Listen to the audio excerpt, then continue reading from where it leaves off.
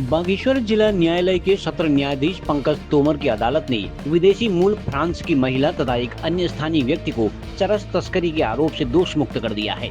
यहाँ बता दें कि 18 फरवरी 2022 में बागेश्वर पुलिस की एसओजी टीम ने फ्रांस मूल की महिला रोयर निकोल तथा कपकोट के चौड़ा निवासी रोशन लाल को 1 किलो 40 ग्राम चरस के साथ गिरफ्तार किया था। बागेश्वर जिला सत्र न्यायाधीश की अदालत में चले इस मामले में वरिष्ठ अधिवक्ता हरीश जोशी सहित अन्य ने बागेश्वर पुलिस तथा एसओजी की टीम की चरस बरामदगी की कहानी को मनगढ़ंत बताते हुए विरोध किया।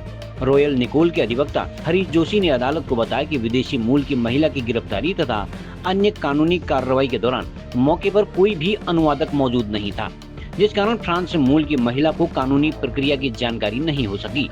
साथ ही पुलिस की एसओजी टीम ने जिस सरकारी वाहन से गिरफ्तारी की बात कही थी वह वाहन लॉगबुक के आधार पर उस दिन चला ही नहीं था। इन दो बिंदुओं के आधार पर अधिवक्ता हरीश जोशी की टीम पुलिस की कहानी को मनगढ़ंत व झूठा साबित करने में सफल रही। इन दलीलों के आधार पर अदालत ने आरोपी रोयर निकोल तथा रोशन लाल को दोष मुक्त कर दिया है।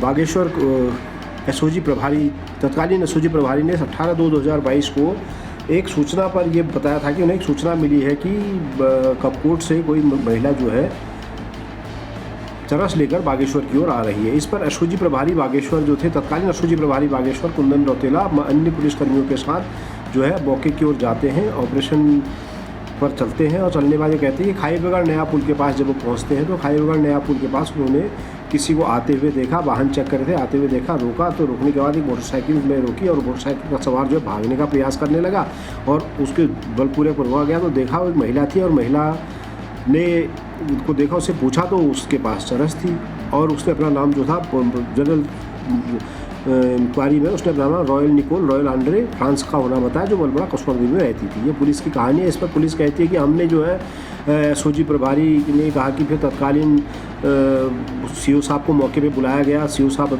मौके पे आने के बाद उनके द्वारा जो है जो फॉर्मेलिटी पूरी की गई। फॉर्मेलिटी पूरी करने के बाद जो अक्यूज़ थी रॉयल निकोल, उसके खिलाफ एक मुकदमा 18-20 NDPS एक्ट के तहत थाना कोतवाली थाना कपकोट में दर्ज किया गया। इसे दर्ज करने के बाद वे विचारण के चार्जशीट माननीय न्यायालय में आती है। विचारण के दरमियान पूरी चीज़ करने के बाद माननीय न्यायालय ने आज इसमें एक एक्यूज और था सेक्शन 29 NDPS एक्ट में, उससे भी दोनों को जो है बरी कर दिया।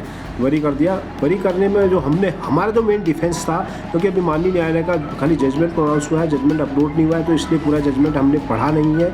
और जो हमारी ओर से डिफेंस दिया गया, हमने जो डिफेंस लिया था, हमारा डिफेंस ये था कि एक तो जो महिला पकड़ी गई थी, सो कॉल्ड महिला जिसे पकड़ना कहा था, वो फॉरेन नेशनल थी, वो विदेशी महिला थी और उसको मौके पर जो हमारी नेटिव लैंग्वेज हमारी भाषा है हिंदी, और जबकि उसको हिंदी भाषा से वाकिफ़ नहीं थी, वहाँ पर उसकी जो संपूर्ण कार्रवाई की गई वो हिंदी भाषा में की गई और उसको मौके पर उसके देश का कोई भी इंटरप्रेटर या कोई भी ऐसा चीज़ नहीं उसको उपलब्ध कराया गया कि जो ये बता सके कि जो कार्रवाई मौके पे चल रही है वो क्या हो रही है, क्या नहीं हो रही है। इसलिए एक तो हम लोगों ने डिफेंस दिया था। दूसरा हमारा इस मामले में सबसे बड़ा डिफेंस ये था कि पुलिस पार्टी की जो रवानगी जिस गाड़ी से 18/2/22 को कही गई थी, उसको राइट टू इन्फॉर्मेशन एक्ट में हमने जो है उस गाड़ी की लॉग बुक मांगी थी। तत्कालीन एसओजी प्रभारी बागेश्वर के गाड़ी की लॉग बुक मांगी थी। उस लॉग बुक और रन डायरी में उस 18/2/22 को उस गाड़ी का एसओजी कार्यालय से रन दर्ज ही नहीं था। हमने डिफेंस में जो था एसओजी प्रतिसार निरीक्षक बागेश्वर जो है उनको डिफेंस में एग्जामिन करवाया और उस चीज़ को प्रूव किया कि जो गाड़ी से जाना पुलिस पार्टी ने कहा, जो मेन पिवोटल पॉइंट था, जिस गाड़ी से चलकर पुलिस ने ये कहा कि हमने इस महिला से चरस पकड़ी, ये किया, संपूर्ण कार्रवाई की गई, वो गाड़ी 18/2/22 को एसओजी कार्यालय बागेश्वर से रन की ही नहीं थी, चली ही नहीं थी। तो हम अपना डिफेंस था। उसके अलावा हमने मेजरली जो उसमें डिफेंस लिया था, पुलिस ये कहती थी कि हिंदी जानती थी, हिंदी पढ़ना लिखना जान रही थी, उस बारे में हमने कई चीज़ें पूछी, कोई क्वेश्चन पूछे। तो संपूर्ण मामले पर जो है विचारण के बाद माननीय न्यायालय को ये लगा कि वो नहीं बनता है उसके खिलाफ या संदेह से परे साबित नहीं कर पाए, वो तो जजमेंट पढ़ने के बाद हम उसके बारे में कोई भी अपना वो दे पाएंगे। और क्योंकि अभी जजमेंट साइट पर अपलोड नहीं हुआ है, पूरा जजमेंट माननीय न्यायालय ने प्रोनाउंस साइन करके प्रोनाउंस किया था। अब बाकी ये है कि पुलिस की जो कारगुजारी थी वो कारगुजारी इसमें सफल नहीं हो पाई और हम पुलिस के केस में डेंट करके उसको अभियोजन केस को असफल करने में सफल रहे और उन्हें अक्यूज जो है बाइज्जत बरी हुए। ये विदेशी मूल की महिला है ना? ये फ्रांस की रहने वाली महिला है जो उस समय में तत्समय में जो है अल्मोड़ा में कसार देवी में रहती थी। रॉयल निकोल इसका नाम है, रॉयल एंड्रे इसका पिताजी का नाम था। इस मामले में सर दो लोगों के खिलाफ विचारण किया गया, एक तो रॉयल निकोल और एक रोशन लाल को ये सेक्शन 29 NDPS एक्ट का एक्यूज था। उसे कहा गया कि इन लोगों के बीच टेलीफोनिक बात हुई थी और जो सो कॉल्ड चरस थी वो चरस इससे खरीदी गई थी रोशन लाल से। इस मामले में रॉयल निकोल की ओर से मेरे साथ मेरे जूनियरों ने हरीश आर्या, दर्शन सिंह, हेम राणा और दिग्विजय फरसवाड़, हरीश रावत ये मेरे साथ रहे, जबकि रोशन लाल की ओर से नरेंद्र कोरंगा जी और उनके साथी अजीत कोरंगा और भोजपाल सिंह फर्तियाल के द्वारा पैरवी। लोकल न्यूज़ 31 के लिए ब्यूरो रिपोर्ट।